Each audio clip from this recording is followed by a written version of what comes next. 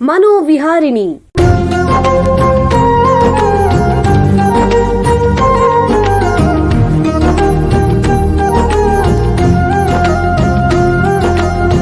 ಬೆಂಗಳೂರಿನ ನಿಮ್ಹಾನ್ಸ್ ವತಿಯಿಂದ ಮಾನಸಿಕ ಆರೋಗ್ಯ ಮತ್ತು ನರವಿಜ್ಞಾನ ಕುರಿತ ಪ್ರಾಯೋಜಿತ ಶಿಕ್ಷಣ ಮಾಲಿಕೆ. ಸಹಯೋಗ ಡಾಕ್ಟರ್ ರಾಮಚಂದ್ರ ಎನ್ ಮೂರ್ತಿ, ಮಾನಸಿಕ ಆರೋಗ್ಯ ಮತ್ತು ನರವಿಜ್ಞಾನ ಪ್ರತಿಷ್ಠಾನ, ನಿಮ್ಹಾನ್ಸ್. ಕೇಳಿ ಮಾನಸಿಕ ಆರೋಗ್ಯ ಮತ್ತು ನರವಿಜ್ಞಾನ ಕುರಿತ ಮಾಲಿಕೆ ಮನೋವಿಹಾರಿಣಿ. ನಮಸ್ಕಾರ ಶ್ರೋತೃಗಳೇ, ನಿಮಗೆಲ್ಲರಿಗೂ ಮನೋವಿಹಾರಿಣಿ ಶಿಕ್ಷಣ ಮಾಲಿಕೆ ಈ ಸಂಚಿಕೆಗೆ ಆತ್ಮೀಯ ಸ್ವಾಗತ. ಹಿಂದಿನ ಸಂಚಿಕೆಯಲ್ಲಿ ಮಾನವರ ನಿದ್ರೆಯ ಬಗ್ಗೆ ಉಪಯುಕ್ತ ಮಾಹಿತಿ ಸಂಗ್ರಹಿಸಿಕೊಂಡ್ವಿ. ಇಂದಿನ ಸಂಚಿಕೆಯಲ್ಲಿ ಅದನ್ನೇ ಮುಂದುವರಿಸ್ತಾ ನಿದ್ರೆಯ ಅಸ್ವಸ್ಥತೆಗಳ ಬಗ್ಗೆ ಮಾತಾಡಲಿದ್ದೇವೆ. ನಮ್ಮ ಮಿದುಳು ಮತ್ತು ಮಾನಸಿಕ ಆರೋಗ್ಯಕ್ಕೆ ನಿದ್ರೆ ಅನ್ನೋದು ಬಹಳ ಮುಖ್ಯ. ಯಾಕೆ ಅಂತ ತಜ್ಞರು ಹಿಂದಿನ ಸಂಚಿಕೆಯಲ್ಲಿ ವಿವರಿಸಿದ್ರು. ಅದಲ್ಲದೆ ಪ್ರತಿದಿನ ಮಕ್ಕಳಲ್ಲಿ, ಯುವಕರಲ್ಲಿ, ವೃದ್ಧರಲ್ಲಿ ಎಷ್ಟು ಗಂಟೆಗಳ ನಿದ್ರೆ ಅವಶ್ಯಕ ಅನ್ನೋದು ಕೂಡ ಹೇಳಿದ್ರು.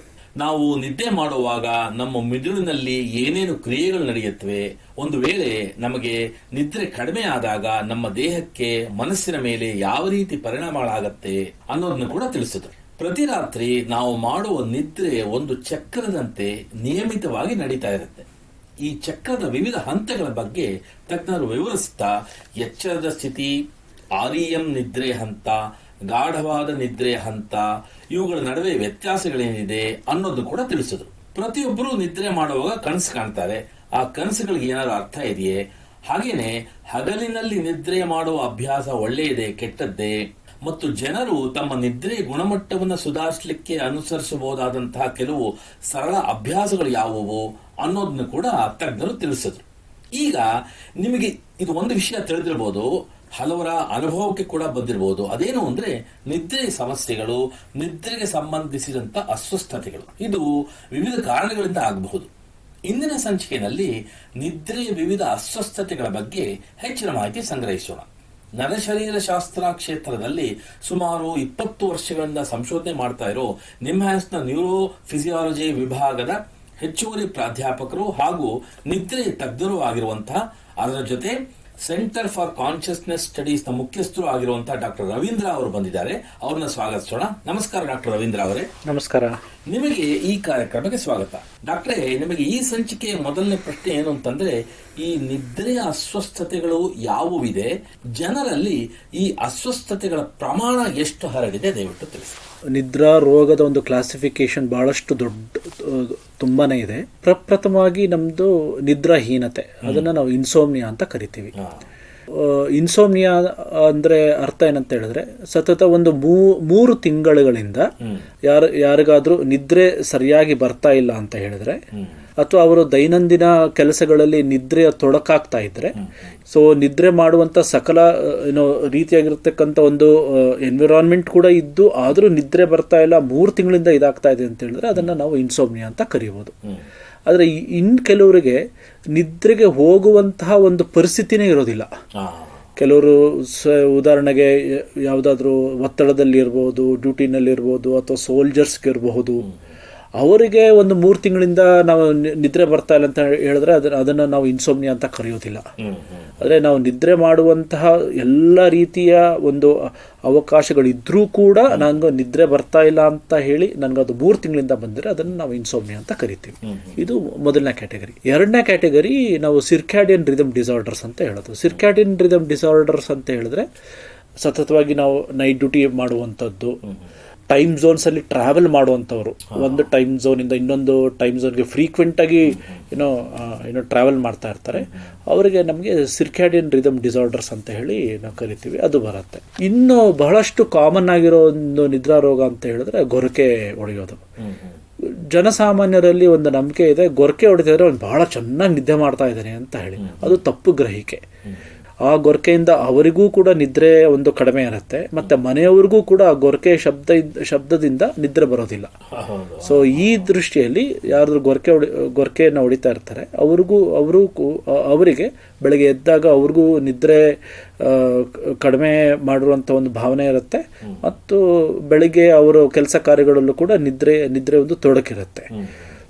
ಸಣ್ಣ ಮಕ್ಕಳಲ್ಲಿ ಬ್ರಕ್ಸಿಸಮ್ ಅಂತ ಕರಿತೀವಿ, ಅಂದ್ರೆ ಅವರ ದವಡೆಯನ್ನ ಕಚ್ಚುತ್ತಾ ಇರ್ತಾರೆ ನಿದ್ರೆಯಲ್ಲಿ. ಅದರಿಂದ ಮಗುಗೆ ಅವರ ಕಲಿಕೆಯಲ್ಲಿ ತುಂಬ ತೊಡಕಾಗಿದ್ದರೆ ಅವರು ಯಾರೋ ಒಂದು ಚೈಲ್ಡ್ ಸೈಕಾಲಜಿ ಅಥವಾ ಸೈಕಾಟ್ರಿಸ್ಟನ್ನು ಕನ್ಸಲ್ಟ್ ಮಾಡಲೇಬೇಕಾಗತ್ತೆ.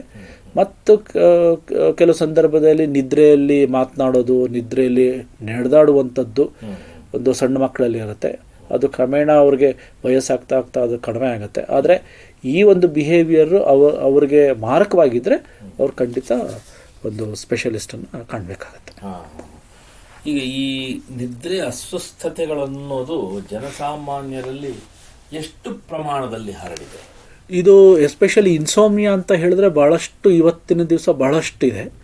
ಸುಮಾರು ಒಂದು 30 to 40% ಅವ್ರಿಗೆ sleep disorders, one R the other sleep disorders ಇದ್ದೇ ಇದೆ. ಭಾಳ ಕಾಮನ್ ಇರೋದು ಅಬ್ಸ್ಟ್ರಕ್ಟಿವ್ ಸ್ಲೀಪ್ ಆಪ್ನಿಯಾ ಅಂತ ನಾವು ಏನು ಕರಿತೀವಿ, ಗೊರಕೆ ಹೊಡೆಯುವಂಥದ್ದು. ಇದು ಅದರಿಂದ ನಮಗೆ ಇನ್ಸೋಮ್ನಿಯಾ ಕೂಡ ಬರುವಂಥ ಇದು ಜಾಸ್ತಿ ಇದೆ. ಸೊ ಒಂದು. ಎರಡನೇದು ನಮ್ಗೆ ಯಾತಕ್ಕೆ ಈ ನಡುವೆ ಇದು ಜಾಸ್ತಿ ಇದೆ ಅಂತ ಹೇಳಿದ್ರೆ ಬಹಳಷ್ಟು ನಮ್ಮ ಜೀವನ ಶೈಲಿಯ ಮೇಲೆ ಹೋಗಿದೆ. ಯಾಕಂದರೆ ಇವತ್ತು ನಾವು ಪ್ರೊಫೆಷನಲ್ ಇದರಿಂದ ನಾವು ಏನೋ ಕಂಪನಿಗಳಲ್ಲಿ ರಾತ್ರಿಯೆಲ್ಲ ಕೆಲಸ ಮಾಡುವಂಥದ್ದು, ಅಥವಾ ನಮ್ಮದು ಸೋಷಿಯಲ್ ಲೈಫ್ ರಾತ್ರಿಯೆಲ್ಲ ಕೆಲಸ ಮಾಡುವಂಥದ್ದು, ಮತ್ತು ನಮಗೆ ಏನೋ ಸರಿಯಾಗಿ ಎಕ್ಸಸೈಸ್ ಮಾಡದೇ ಇರುವಂಥದ್ದು, ಮತ್ತು ಮೆಂಟಲ್ ಸ್ಟ್ರೆಸ್ಸಿಂದ, ಮತ್ತು ನಾವು ಯಾವ ರೀತಿಯ ಒಂದು ಏನೋ ನ್ಯೂಟ್ರಿಷನನ್ನು ನಾವು ತಗೋತೇವೆ, ಮತ್ತು ಯಾವ ರೀತಿಯ ಊಟವನ್ನು ನಾವು ಮಾಡ್ತೇವೆ ರಾತ್ರಿ. ಸೊ ಈ ಒಂದು ಎಲ್ಲ ಜೀವನ ಶೈಲಿ ನಮ್ದು ಏನು ಚೇಂಜ್ ಆಗ್ತಾ ಇದೆ, ಇದರಿಂದವೂ ಕೂಡ ನಮಗೆ ನಿದ್ರಾ ರೋಗಗಳು, ಎಸ್ಪೆಷಲಿ ಇನ್ಸೋಮ್ನಿಯಾ ವಯಸ್ಸೆ ಇವತ್ತಿನ ದಿವಸ ಸಮಾಜದಲ್ಲಿ ಜಾಸ್ತಿ ಆಗ್ತಾ ಇದೆ. ಈಗ ಯಾರಿಗಾದರೂ ನಿದ್ರೆಯ ಅಸ್ವಸ್ಥತೆ ಇದೆ ಅಂತಂದ್ರೆ ಅದರ ಎಚ್ಚರಿಕೆ ಚಿಹ್ನೆಗಳು ಯಾವುವು? ಸುಮಾರು ಸರಿ ಹೇಳಿದಾಗೆ ಬೆಳಗ್ಗೆ ಎದ್ದಾಗ ನನಗೆ ಫ್ರೆಶ್ ಆಗಿ ನನಗೆ ಒಂದು ಅನುಭವಕ್ಕೆ ಬರ್ತಾ ಇಲ್ಲ ಅಂತ ಹೇಳಿದ್ರೆ ಅದು ಮೊದಲನೇದು. ಎರಡನೇದು, ಬೆಳಗಿನ ನನ್ನ ಕೆಲಸಗಳಲ್ಲಿ ನಿದ್ರೆ ತೊಡಕಾದರೆ ಅದು ಎರಡನೇದು. ಸೊ ಇವೆರಡು ಇದ್ರೆ ಅದೊಂದು ಎಚ್ಚರಿಕೆಯ ಚಿಹ್ನೆ. ನಮಗೆ ರಾತ್ರಿಯ ನಿದ್ದೆ ಸರಿಯಾಗಿ ಬರ್ತಾ ಇಲ್ಲ ಅಂತೇಳಿ ಅದು ತಜ್ಞ ವೈದ್ಯರ ಒಂದು ಕನ್ಸಲ್ಟೇಷನ್ ಬೇಕಾಗತ್ತೆ. ನೀವು ಆಗ್ಲೇ ಹೇಳಿದ್ರಿ ಸ್ಲೀಪ್ ಆಪ್ನಿಯಾ ಅನ್ನೋದು ಆರೋಗ್ಯಕ್ಕೆ ಎಷ್ಟು ಪರಿಣಾಮ ಬೀರುತ್ತೆ, ಇದು ಅಪಾಯಕಾರಿ? ಹೌದು. ಯಾರು ತುಂಬ ಜೋರಾಗಿ ಗೊರಕೆ ಇರುತ್ತೆ, ಸೊ ಅದರಲ್ಲಿ ಒಂದು ಭಾಗ ಈ ಸ್ಲೀಪ್ ಆಪ್ನಿಯಾ. ಸ್ಲೀಪ್ ಆಪ್ನಿಯಾ ಅಂತ ಏನಂತ ಹೇಳಿದ್ರೆ, ನಾವು ಏನು ಉಸಿರಾಡ್ತಾ ಇರ್ತೀವಿ, ಕೆಲವು ನಾವು ನಿದ್ರೆಗೆ ಹೋದಾಗ ಯಾವಾಗ ನಮ್ಮ ಈ ಒಂದು ಉಸಿರು ತಗೊಳ್ಳೋದು ಮತ್ತು ಉಸಿರು ಬಿಡುವ ಒಂದು ಕಾರ್ಯ ಏನಿದೆ ಅದು ನಿಂತೋದಾಗ, ಸೊ ನಮಗೆ ಅದು ಆಪ್ನಿಯಾ ಅಂತ ಕರಿತೀವಿ. ಅಂದರೆ ನಾವು ಉಸಿರು ತಗೊಳ್ಳೋದು ನಮಗೆ ಬಹುಶಃ ಸ್ವಲ್ಪ ಮಟ್ಟಿಗೆ ಒಂದು 10 ಸೆಕೆಂಡು ಅಥವಾ 15 ಸೆಕೆಂಡು ನಿಂತೋಗ್ಬಿಡುತ್ತೆ. ಸೊ ಆವಾಗ ನಮಗೇನಾಗುತ್ತೆ, ನಮ್ಮ ಒಂದು ಗಲಿಬಿಲಿ ಆಗುತ್ತೆ ನಮಗೆ. ಯಾಕಂದರೆ ನಮ್ಮದು ಆಕ್ಸಿಜನ್ ಕಾನ್ಸಂಟ್ರೇಷನ್ ಕಡಿಮೆ ಆಗುತ್ತೆ, ಅಥವಾ ಕೆಲವರಿಗೆ ಶೆಕೆ ಆಗ್ಬೋದು, ಕೆಲವರಿಗೆ ಮತ್ತು ಹಾರ್ಟ್ ಬೀಟ್ ಜಾಸ್ತಿ ಆಗ್ಬೋದು. ಇದರಲ್ಲಿ ಅವರಿಗೆ ತಕ್ಷಣ ಎಚ್ಚರಿಕೆ ಆಗಿಬಿಡುತ್ತೆ ನಿದ್ರೆಯ ಮಧ್ಯದಲ್ಲಿ.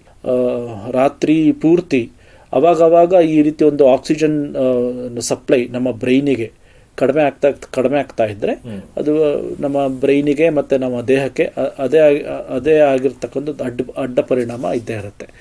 ಮತ್ತು ಈ ಸ್ಲೀಪ್ ಆಪ್ನಿಯಾಯಿಂದ ರಿಸ್ಕ್ ಜಾಸ್ತಿ ಆಗುತ್ತೆ. ಏನಕ್ಕೆ ರಿಸ್ಕ್ ಆಗುತ್ತೆ ಅಂದರೆ ಅವರಿಗೆ ಮುಂದಿನ ವರ್ಷಗಳಲ್ಲಿ ಅವರಿಗೆ ಹಾರ್ಟ್ ಅಟ್ಯಾಕ್ ಆಗೋದು ಅಥವಾ ಸ್ಟ್ರೋಕ್ ಬರುವಂಥ ಒಂದು ಸಾಧ್ಯತೆಗಳು ಕೂಡ ಜಾಸ್ತಿ ಇದೆ. ಬಹಳ ಉಪಯುಕ್ತ ಮಾಹಿತಿ. ಈಗ ಒಂದು ಸಣ್ಣ ವಿರಾಮ ತಗೊಳ್ಳೋಣ. ನಂತರ ಮಾನವರ ನಿದ್ರೆಯ ಸಮಸ್ಯೆಗಳು ಮತ್ತು ಅಸ್ವಸ್ಥತೆಗಳ ಬಗ್ಗೆ ಚರ್ಚೆಯನ್ನು ಮುಂದುವರಿಸೋಣ. ಬೆಂಗಳೂರಿನ ನಿಮ್ಹಾನ್ಸ್ ಮಾನಸಿಕ ಆರೋಗ್ಯ ಮತ್ತು ನರವಿಜ್ಞಾನ ಕ್ಷೇತ್ರದಲ್ಲಿ ಹೆಸರುವಾಸಿ. ಶ್ರೇಷ್ಠ ಮಟ್ಟದ ಔಷಧೋಪಚಾರ, ಸಂಶೋಧನೆ ಮತ್ತು ತರಬೇತಿ ಇವೇ ನಿಮ್ಹಾನ್ಸ್ನ ಪ್ರಮುಖ ಧ್ಯೇಯಗಳು. ದೇಶದ ವಿವಿಧ ಭಾಗಗಳಿಂದ ಬರುವ ಲಕ್ಷಾಂತರ ಜನರಿಗೆ ಚಿಕಿತ್ಸೆ ನೀಡುವ ನಿಮ್ಹಾನ್ಸ್ಗೆ ರಾಷ್ಟ್ರೀಯ ಪ್ರಾಮುಖ್ಯತಾ ಸಂಸ್ಥೆ ಎಂಬ ಗೌರವ. ಚಿಕಿತ್ಸೆ ಮತ್ತು ವೈದ್ಯಕೀಯ ಸೇವೆಗಳ ಜೊತೆಯಲ್ಲಿ ನರರೋಗ ಮತ್ತು ಮನೋವೈದ್ಯಕೀಯ ಪುನರ್ವಸತಿ ಸೇವೆಗಳು, ಸಮುದಾಯ ಮಟ್ಟದ ಆರೋಗ್ಯ ಕಾರ್ಯಕ್ರಮಗಳನ್ನು ನಡೆಸುವುದು ಹಾಗೂ ಜನಜಾಗೃತಿ ಮೂಡಿಸುವ ಕೆಲಸಗಳಲ್ಲಿ ಸಕ್ರಿಯವಾಗಿದೆ ನಿಮ್ಹಾನ್ಸ್. ಈ ನಿಟ್ಟಿನಲ್ಲಿ ಆಕಾಶವಾಣಿಯ ಶ್ರೋತೃಗಳಿಗೆ ನರಮಂಡಲ ಮತ್ತು ಮಾನಸಿಕ ಆರೋಗ್ಯದ ಬಗ್ಗೆ ಉಪಯುಕ್ತ ಮಾಹಿತಿ ನೀಡುವುದೇ ಡಾಕ್ಟರ್ ರಾಮಚಂದ್ರ ಎನ್ ಮೂರ್ತಿ ಮಾನಸಿಕ ಆರೋಗ್ಯ ಮತ್ತು ನರವಿಜ್ಞಾನ ಪ್ರತಿಷ್ಠಾನ ನಿಮ್ಹಾನ್ಸ್ನ ಸಹಯೋಗದೊಂದಿಗೆ ಮೂಡಿಬರುತ್ತಿರುವ ಈ ಮನೋವಿಹಾರಿಣಿ ಶಿಕ್ಷಣ ಮಾಲಿಕೆಯ ಮೂಲ ಉದ್ದೇಶ. ವಿರಾಮದ ನಂತರ ಮನೋವಿಹಾರಿಣಿಯ ಈ ಸಂಚಿಕೆಗೆ ನಿಮಗೆಲ್ಲರಿಗೂ ಮತ್ತೊಮ್ಮೆ ಸ್ವಾಗತ. ವಿರಾಮಕ್ಕೆ ಮುಂಚೆ ಮಾನವನ ನಿದ್ರೆಯ ಸಮಸ್ಯೆಗಳು ಮತ್ತು ಅಸ್ವಸ್ಥತೆಗಳ ಬಗ್ಗೆ ನಿಮ್ಹಾನ್ಸ್ನ ತಜ್ಞರಾದ ಡಾಕ್ಟರ್ ರವೀಂದ್ರ ಅವರ ಹತ್ರ ಮಾತಾಡ್ತಾ ಇದ್ವಿ. ಈಗ ಈ ಚರ್ಚೆನ ಮುಂದುವರಿಸೋಣ. ಡಾಕ್ಟ್ರೇ, ನೀವು ಆವಾಗಲೇ ಹೇಳಿದ್ರಿ, ಕೆಲವರು ನಿದ್ರೆ ಮಾಡುವಾಗ ಎದ್ದು ನಡೆದಾಡೋದು ಅಥವಾ ಕೆಲವು ಸರಿ ದುಸ್ವಪ್ನದಿಂದ ಗಾಬರಿ ಆಗೋದು, ಈ ರೀತಿ ಅನುಭವಿಸ್ತಾರೆ. ಯಾತಕ್ಕೆ ಹೀಗೆ? ನಿದ್ರೆನಲ್ಲಿ ನಮ್ಮ ಸ್ನಾಯುಗಳು ಕೆಲಸ ಮಾಡ್ತಾ ಇರೋದಿಲ್ಲ. ಅದು ಸಂಪೂರ್ಣವಾಗಿ ಅದು ರಿಲ್ಯಾಕ್ಸ್ಡ್ ಸ್ಟೇಟಲ್ಲಿ ಇರುತ್ತೆ. ಆವಾಗ ನಾವು ನಿದ್ರೆನಲ್ಲಿ ನಾವು ಏನು ಕನಸು ಕಾಣ್ತೇವೆ ಅದನ್ನು ನಾವು ಎನಾಕ್ಟ್ ಮಾಡಲಿಕ್ಕೆ ಹೇಳ್ತೇವೆ. ನಾನು ನಿದ್ರೆನಲ್ಲಿ ಏನೋ ನಾನೆಲ್ಲೋ ಹೋಗ್ತಾ ಇರ್ತೀನಿ ಅಂತ ಹೇಳಿದ ತಕ್ಷಣ ನಾನು ನಿದ್ರೆನಲ್ಲಿ ಎದ್ಬಿಟ್ಟು ಓಡಾಡಲಿಕ್ಕೆ ನಾನು ಶುರು ಮಾಡ್ತೇನೆ. ಇದರಿಂದ ಅಪಾಯವೂ ಕೂಡ ಕೆಲವು ಸಾರಿ ಜಾಸ್ತಿ ಇರುತ್ತೆ. ಉದಾಹರಣೆಗೆ ಅವರು ಮನೆಯಲ್ಲೋ ಫಸ್ಟ್ ಫ್ಲೋರ್, ಸೆಕೆಂಡ್ ಫ್ಲೋರ್ ಅಥವಾ 8th ಫ್ಲೋರ್ ಯಾವುದೋ ಫ್ಲ್ಯಾಟಲ್ಲಿ ಇದ್ದರೆ ಅವ್ರು ಬಹುಶಃ ಬಾಲ್ಕನಿಂದ ಬಂದರೆ ಬೀಳುವಂಥ ಒಂದು ಇದು ಜಾಸ್ತಿ ಇರುತ್ತೆ. ಅಥವಾ ಕೆಲವು ಸರಿ ಸೆಲ್ಫ್ ಇಂಜುರಿ ಮಾಡಿಕೊಳ್ಳುವಂಥ ಒಂದು ಇದು ಕೂಡ ಜಾಸ್ತಿ ಇರುತ್ತೆ. ಸೊ ಕೆಲವರು ದುಸ್ವಪ್ನದಿಂದ ಗಾಬರಿಯಾಗಿ ಎದ್ದೇಳುವಂಥದ್ದು ಅದು ದುಸ್ವಪ್ನದಿಂದ ಆಗುವಂಥದ್ದು ಸಹಜ ಕ್ರಿಯೆ. ಯಾವಾಗಲೂ ಒಂದ್ಸರಿ ಆದರೆ ಏನೋ ತೊಂದರೆ ಇಲ್ಲ. ಆದರೆ ಅದು ಸತತವಾಗಿ ರಿಪೀಟೆಡ್ ಆಗಿ ಆಗ್ತಾ ಇದ್ರೆ ಅವ್ರಿಗೆ ಒಂದು ಕೌನ್ಸಿಲಿಂಗ್ ಅಥವಾ ಒಂದು ಇವ್ಯಾಲ್ಯೂಯೇಷನ್ ಬೇಕೇ ಬೇಕಾಗುತ್ತೆ. ಈಗ ನಿಮ್ಮ ಪ್ರಕಾರ ಈ ನಿದ್ರೆಗೂ ಮಾನಸಿಕ ಆರೋಗ್ಯ, ಭಾವನಾತ್ಮಕ ಸಮತೋಲನ ಮತ್ತು ನಮ್ಮ ಏಕಾಗ್ರತೆಗೆ ಏನಾದರೂ ಸಂಬಂಧ ಇದೆಯೇ? ಹೌದು, ಬಹಳಷ್ಟು ಸಂಬಂಧ ಇದೆ. ಸೊ ಇದು ಯಾಕೆಂದರೆ ನಾವು ಸಂಪೂರ್ಣವಾಗಿ ನಾವು ನಿದ್ರೆ ಮಾಡಿದಾಗ ಮೆದುಳಿನ ಒಂದು ರಚನೆ ಮತ್ತು ಮೆದುಳಿನಲ್ಲಿ ಆಗಿರ್ತಕ್ಕಂಥ ಕನೆಕ್ಷನ್ಸ್ ನಮ್ಮ ನಿದ್ರೆನಲ್ಲಿ ಏನಾಗುತ್ತೆ ಅದು ಸಂಪೂರ್ಣವಾಗಿ ಆದಾಗ ಮೆಮೊರಿ, ನಮ್ಮದು ಕಾಗ್ನಿಷನ್ ಮತ್ತು ನಮ್ಮದು ಭಾವನೆಯನ್ನು ವ್ಯಕ್ತ ಮಾಡುವಂಥ ಮತ್ತು ಅದನ್ನು ಸಮತೋಲನದಲ್ಲಿ ಇಡುವಂಥ ಒಂದು ಕ್ಷಮತೆ ನಮಗೆ ಬಂದೇ ಬರುತ್ತೆ. ಇನ್ನೊಂದು ಹೇಳಬೇಕು ಅಂತ ಹೇಳಿದ್ರೆ, ನಾವು ಏನು ಕಲಿತೀವಿ ನಾವು ಎಚ್ಚರಿಕೆ ಇದ್ದಾಗ ಅದೆಲ್ಲವೂ ಕೂಡ ನಮ್ಮ ಒಂದು ಮೆಮೊರಿ ಬ್ಯಾಂಕ್ಗೆ ಹೋಗಬೇಕು ಅಂತ ಹೇಳಿದ್ರೆ ಅದು ನಿದ್ರೆನಲ್ಲೇ ಆಗೋದು.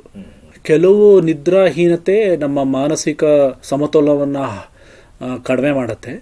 ಆದರೆ ಇನ್ನು ಕೆಲವರಿಗೆ ಮಾನಸಿಕವಾಗಿರ್ತಕ್ಕಂಥ ಕಾಯಿಲೆಗಳಿದ್ದರೆ, ಉದಾಹರಣೆಗೆ ಆಂಗ್ಸೈಟಿ ಇರ್ಬೋದು ಅಥವಾ ಕೆಲವರಿಗೆ ಡಿಪ್ರೆಷನ್ ಇರ್ಬೋದು, ಇದೆಲ್ಲ ಇದ್ದಾಗ ನಿದ್ರೆ ಕಡಿಮೆ ಆದಾಗ ಅದರ ಒಂದು ಡಿಪ್ರೆಷನ್ ಕೂಡ ಜಾಸ್ತಿ ಆಗುವಂಥದ್ದು, ಆಂಗ್ಸೈಟಿ ಕೂಡ ಜಾಸ್ತಿ ಆಗುವಂಥ ಒಂದು ಸಂದರ್ಭಗಳು ಇದ್ದೇ ಇದೆ.